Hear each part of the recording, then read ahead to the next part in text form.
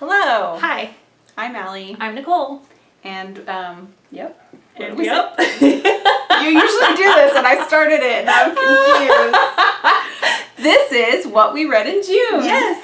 Yes, it is. Learning to YouTube. For old people. All right. You can start. Okay. So the first book I read in June was Big Magic, Creative Living Beyond Fear by Elizabeth Gilbert. So I've been wanting to read this book for a really long time. I actually started it like forever ago. Yeah.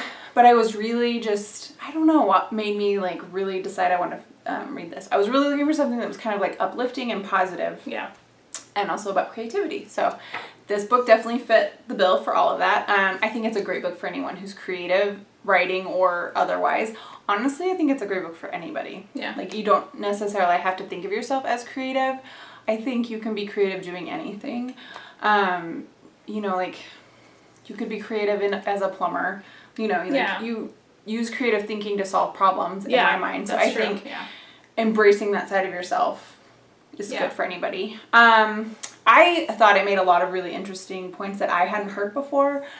One thing I really loved was the idea that ideas kind of have they're kind of their own little beings, and that's why sometimes when you don't act on an idea, someone else will have the exact same idea, or sometimes a bunch of people have the same idea at the same time, or like I'm always like amazed when I'm thinking about something a lot and I haven't told anybody about it, and then like a few other people tell me the same thing. So that kind of stuff. I really enjoyed that. And then yes, we are both going to talk about this book and a video coming up, so we'll get really in depth then.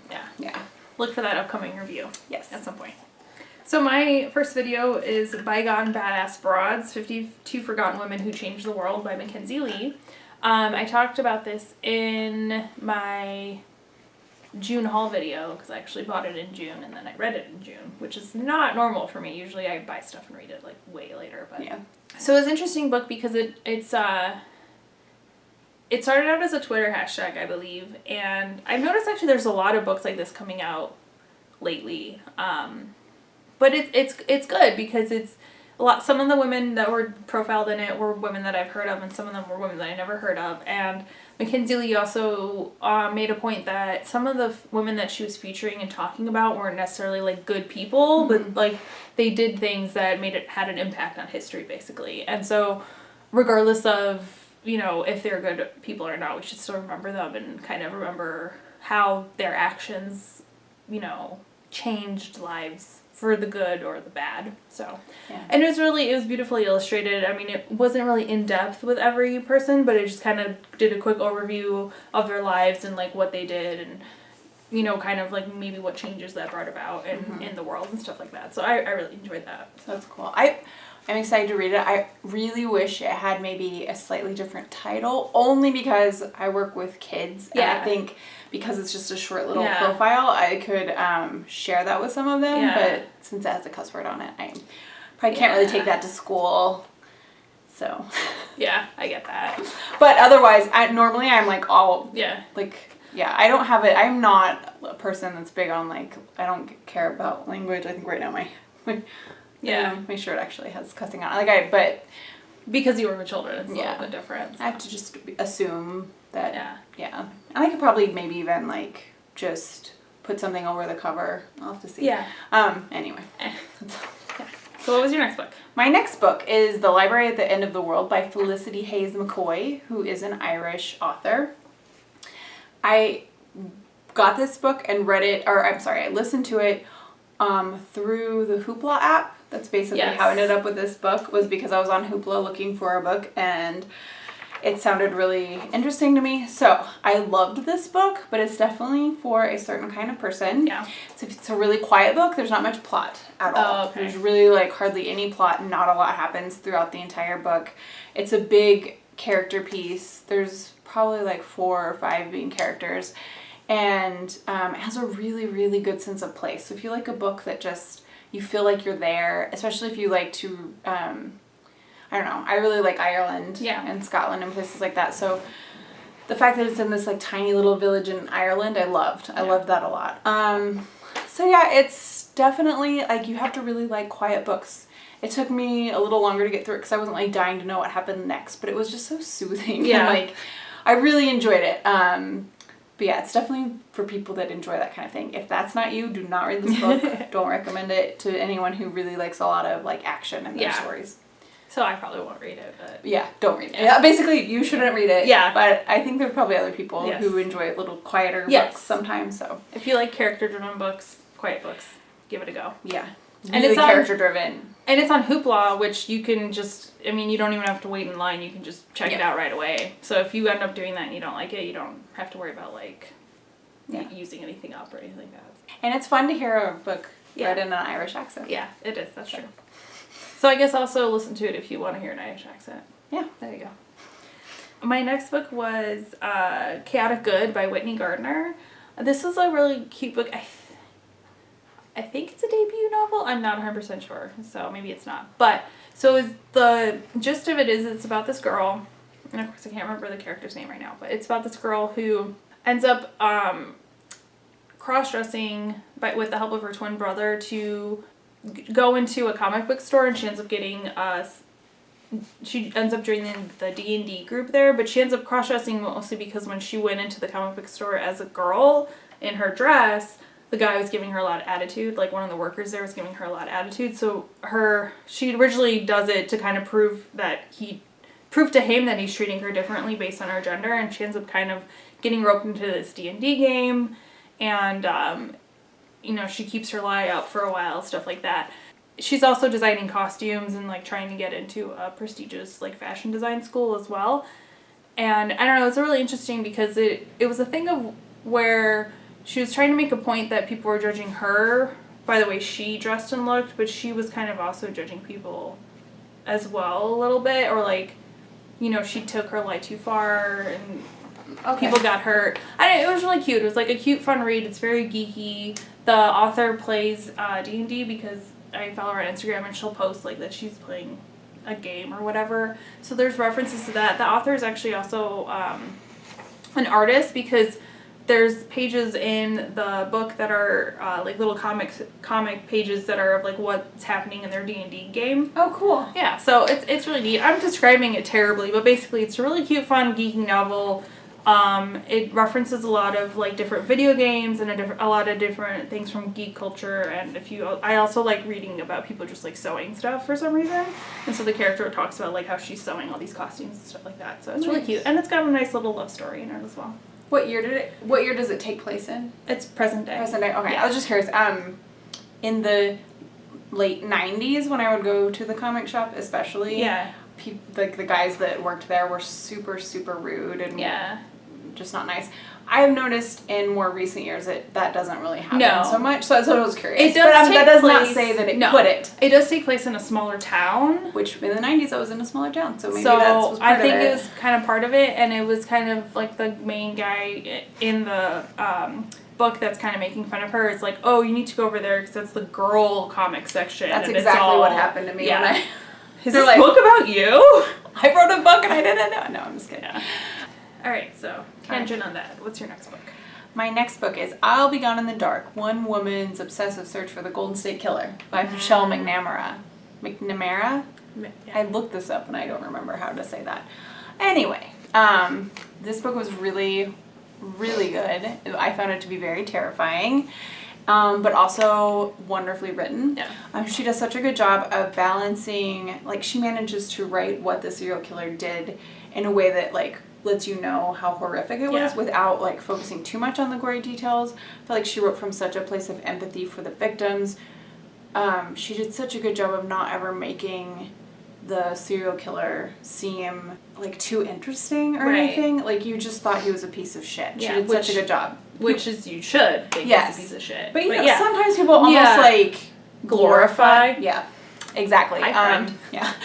She just did a great job. The way she talks about him and the victims, I just felt like she did such a great job. Yeah. And then the editors, I feel like you have to talk about the editors and her partners as well because they finish out the book. You've probably heard of this book. It's gotten a lot of press. They actually ended up catching, the Golden State Killer recently. Yes. Thank God. Yeah. And I don't want to tell too much about it because I was like waiting to read all that stuff until I finished this book. So yeah, her editors had to finish the book for her. She actually passed away while she was writing the book. And so her editors and her research partners filled in some details. They took some details from her notes. And I thought they did a good job. They did a good job telling you when they were finishing something that she didn't get to. And then they made a very cohesive story out of it. So it was really good. My next book was Snot Girl Volume 2. This is it's written by Brian Lee O'Malley, and then it's illustrated by, Leslie Hung. I can't really review this besides saying that I love Leslie Hung's art style. It's like amazing. This book is so confusing. I don't know what's going on with it, and I feel like that's the point, and you just aren't gonna know for a while because halfway through I just was like, I don't get it. Yeah. But then I finished it. So. All right. My next one is Sam and Elsa's Last Hurrah by Rachel Cohn and David Levithan. So I've read all of their other projects together, and I really have enjoyed them. I think this was probably my least favorite of them. I didn't hate it or anything. I did see a lot of people really didn't like it, and I was surprised. I didn't see that till after I read it. I really kind of ignore reviews. Yeah. Kind of ignore all reviews on Goodreads, to be honest, but I was curious when I went and put that I had read it on Goodreads that it had such a low review, so I did read a few. So I think it's good if you like really quirky, like extremely quirky characters. I think a lot of people had a problem with that. Yeah. I personally love quirky characters. I think, like, what's the point of writing fiction if you can't make larger than life people that seem a little out there sometimes, you know? Yeah. Like, I don't know. To me, that's just creative and fun, but a lot of people really hated it. There's a cat, like... Yeah, I'm just getting rooting around over there. Sorry. It's okay. Oh, and then there was a couple characters that I really disliked at the beginning. I ended up liking them. To me, that's always a fun thing in books. So, I enjoyed it. I would have... Like, I liked it. I don't regret reading it or anything, but it's definitely not my favorite of theirs. So... my next book is The Final Six by Alexandra Monier, and I picked this up on a whim, and I ended up loving this book. I suck at giving like quick summaries, but it's about, basically we're killing the earth, which we already know, and they're going to send... My cats are crazy, I'm sorry. Cat's fast. So they're basically picking kids or teenagers, like the best, the brightest, like they all excel in some way. And they're picking them to send them to a planet that they're hoping to colonize. Mm-hmm. And they start with like a bigger group and then basically like whittle them down and like pick the best six. So that's why it's called The Final Six. And so it's interesting because there's two characters in the story, and one of them is a boy who has lost his entire family in flooding that happened, because that's what happened, is that there's like a lot of flooding and natural disasters going on. So one of them's lost his entire family, and so he's excited to leave the planet because he's literally has nothing on this planet to care about anymore, so he wants to do something. And then one of them's a girl who would be leaving her entire family behind, so she actually doesn't want to go. So she's trying to stay, so she's trying to get basically kicked off the team, and he's trying to get on it. And it follows them through, you know, all the training and tests and whatever, and I can't give away too much because it's going to spoil like the ending of it, but it's definitely like a first book in a series, or at least a duology. The way it ends is like, I need the second book like right now, but like it was the book that I just started reading on a whim and like ended up reading like through the night, and then I got yelled at by my husband because I was reading in the middle of the night. But it's that kind of book that like grips you and just like keeps you, and you're just like, I just need to know what happens. Yeah. So I really enjoyed this book. Basically, I just like really YA sci-fi books have been like really surprising me lately, and I've really been enjoying that it's become more common in YA, because I love sci-fi, but like adult sci-fi sometimes is like way too focused on like the technology aspect, and I'm like, I don't care how the freaking engine works or the science behind it. I just want adventure and science fiction. Yeah. So. Cool. Yes. All right. So my next book is We Were Witches by Ariel Gore. So it's told from the point of view of a woman who's a single mother in the late 80s, early 90s. She's a teenager as well. It goes into horrific detail about the birth I don't know if this actually happened. It's one of those, it's a novel, it's fiction. Yeah. The character's name is Ariel, though, and I think it's based on her life. Ariel, yeah. But anyway, it just has a lot of really interesting details, a lot of things I didn't really know were going on, having grown up in the Bible Belt in the Midwest. Yeah.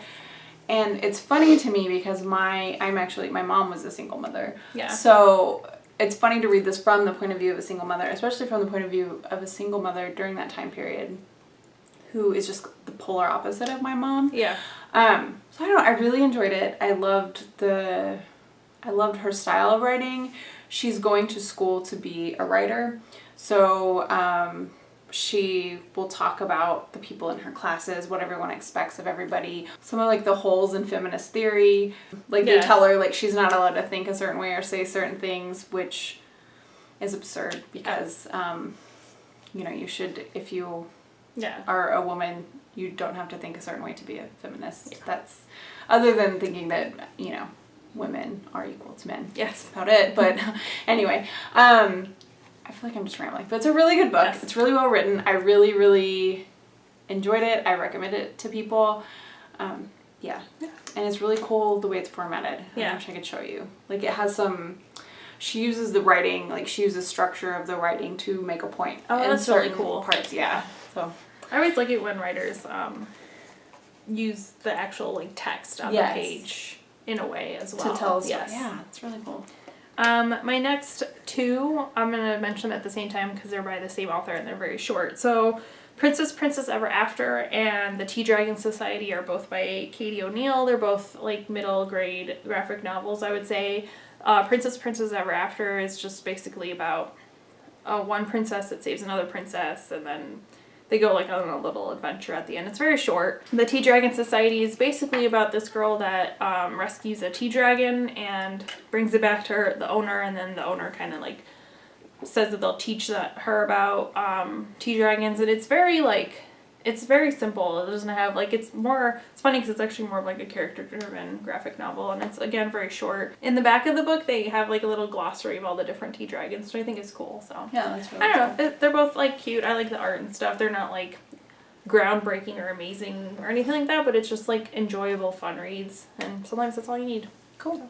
My last book for June was Julie and Julia, 365 Days, 525 Recipes, One Tiny Apartment, Kitchen, How One Girl Risked Her Marriage, Her Job, and Her Sanity to Master the Art of Living. Congratulations on that incredibly long title. And that's by Julie Powell. So I've seen the movie adaptation, which takes this book as well as Julia Child's My Life in Paris, I believe is the name of the book, and kind of combines them. It's a Nora Ephron movie, and I really like it. Oh, I love it too. Yeah, so I've seen that movie so many times, but I had never read the book, and this is another one that came up on Hoopla. Oh. And I really enjoy listening to kind of memoir-style audiobooks. This, for those of you who aren't familiar with the story, it was originally a blog. Yes. And this was back in the early 2000s. Like when blogs were like a big new thing, basically? Not even a big... just a new thing. But people, I think, when she was blogging, were kind of like, what are you doing? Yeah. What is it? Oh, yeah, that's because on the movie, her mom's like, what? Yeah. I want to say it was like 2002, I think. It actually was fun to read because I lived in New York in 2002. Yeah. And it's like post 9/11. That's important because that's her job is involved with that. Yes, I remember that. And New York was just a much different place than it is today at that point in time, I think. Anyway, it was just fun to read a book that took place during that time when I lived there, and to look back and think about like what I was doing at the time. I would guess that she's like probably 5 to 7 years older than me. I could figure it out, but anyway, she was much more into adulthood at that point. I was 21 at the time, 22 at the end of the time there, but anyway. It's a really good book. It's really fun. There are moments when she's like throwing fits, which in the movie they make them seem very cute. Yeah. And like it's Amy Adams playing the character, and you're just like, oh. In the book, sometimes you're just like, oh my god, like get your act together. You're an adult. So there was a couple moments like that, but overall I really enjoyed the book, and I felt like she was really honest. Like I'm sure I throw fits like that sometimes, and I just don't tell anyone ever about them. Yeah. So I was gonna say, when you said that, I would say like kudos to her to actually like admitting that she through with it. Because sometimes it's really hard to, like, acknowledge that you're being unreasonable. Yeah. So. Yeah, I have a hard time with that. Yeah. Oh, no, I know that I am think sometimes. most people do. Yeah. So she takes the Mastering the Art of French Cooking, and she cooks through the entire volume 1. By the way, there's another volume. There might be 3. I don't know. It's giant. Big, yeah. So she cooks 525 recipes in a year, basically. Yeah. And there's some like super gross stuff. There's just to cook brains, bone marrow, which I know people eat bone marrow all the time now. Just there's a lot of descriptions in there that I was like, just like kill live lobsters, like all the stuff that I couldn't do. No. So kudos to her, I guess. Yeah. It's a good book. It's really good. It's really interesting. I think there's a slight disadvantage to reading it now because obviously everyone knows what a blog is. Yeah. Everyone has probably even read, if you're a big book reader, you've probably read a book based on a blog before. But I think at the time it came out, it was pretty revolutionary kind of thing. But it's good, and it's a very good audiobook. She reads it herself. It's read by the author, so. Yeah. Oh, that's cool. I like it when authors read their books. Yeah, me too. That's interesting. Yeah. I actually want to borrow. Oh, no, you said Hoopla, right? Hoopla, yes. yep. Okay. So I'm going to get that on Hoopla. You could get it too, viewers. I have 2 more, and I'll go through them really quickly. So, my last 2 books of June were The Children of Blood and Bone by Tomi Adeyemi. This was, this book's been everywhere, and right now it's actually the book club pick of the month for Jimmy Fallon, so. So cool. Congrats, Tomi. Yeah. I totally voted for a yearbook like 5 times or more. Just whenever I remember to, I did it. Me too, even though I haven't read it yet.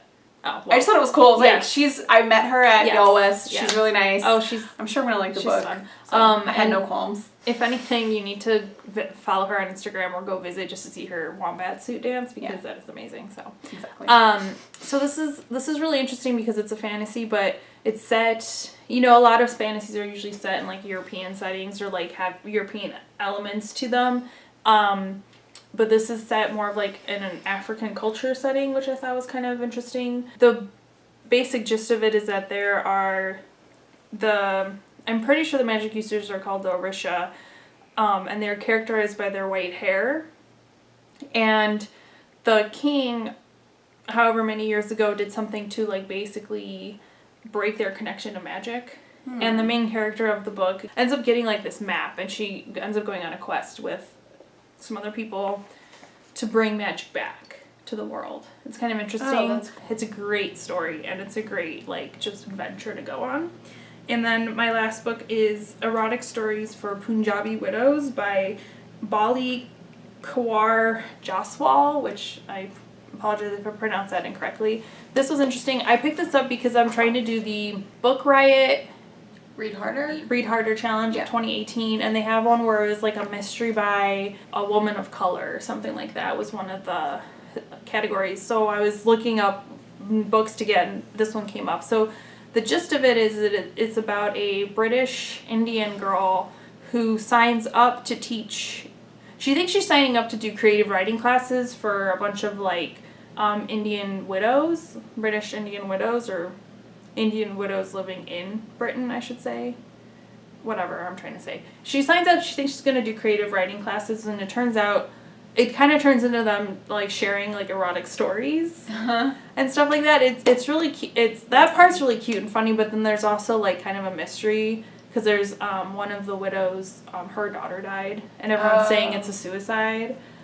And then every time the widow's trying to find out what actually happened to her daughter, because she's like, she wouldn't have done that, she gets like threatening phone calls and stuff like that. So there's a mystery element wrapped up into it, and it's kind of interesting going like you're like, you know, old culture, but like kind of like what you assume about these people might not actually be true, right, kind of thing as well. So I don't know, it was really interesting. It was a fun read. If I suck at like describing books, but I think that it sounds interesting. I think that if you're just interested in like a mystery involving like other cultures, and that rounded out my last book for June that I read. Okay. That was about it. I was thinking we could say the total number of books. Oh, yes. So we didn't start this channel until July. Yes. So we're catching up from last month. In June I read 6 books. let's see, I don't know that I said all the ones that were audiobooks, but Big Magic, Library at the End of the World, I'll Be Gone in the Dark, and Julie and Julia were all audiobooks. So I read 4 audiobooks. That's a lot for me in a month. I was kind of going through like a reading slump, and I just didn't feel like actually reading, and I wanted to listen instead. And then Sam and Elsa's Last Hurrah, that was an ebook from the library, and then We Were Witches was an actual book, which it's funny that that's how it broke down this month. That's kind of out of the ordinary for me. But and then 6 books is a little low for me too. But that's what happened in June. So in June I read 8 books. 4 of those books I got from the library. 2 of those books were graphic novels, and 1 book is a book that I actually own, which is Bygone Badass Broads. That's funny. We both had 1 book that was actually ours. Yeah. So that's it. That's it for June. July. I mean, I was gonna say 7 or 8 is about the normal reading month for me. I know there's like some channels that they'll read like a ton of books, and that's definitely not something that I can do. So yeah, especially with, I think that's probably the biggest difference between like author tube and then just booktube is on top of reading, we're also writing, and that can take up a lot of time. So I'm gonna have more for July only because I had a week of vacation, which helped me like read. I think I want to have more from July just because June was kind of a weird month for me. So by the time this video goes up, our July TBR will be up. So you'll be able to see, you'll be able to hold us accountable next month in July and see if we read all the things we said we were going to read. Which so far I have not. I read 1. Well, more than me, so. Oops. Whatever. We have a half a month left. It's okay. We'll see. Yeah. Anyway, so that's it for this video, and we'll see you next time. All right. Bye.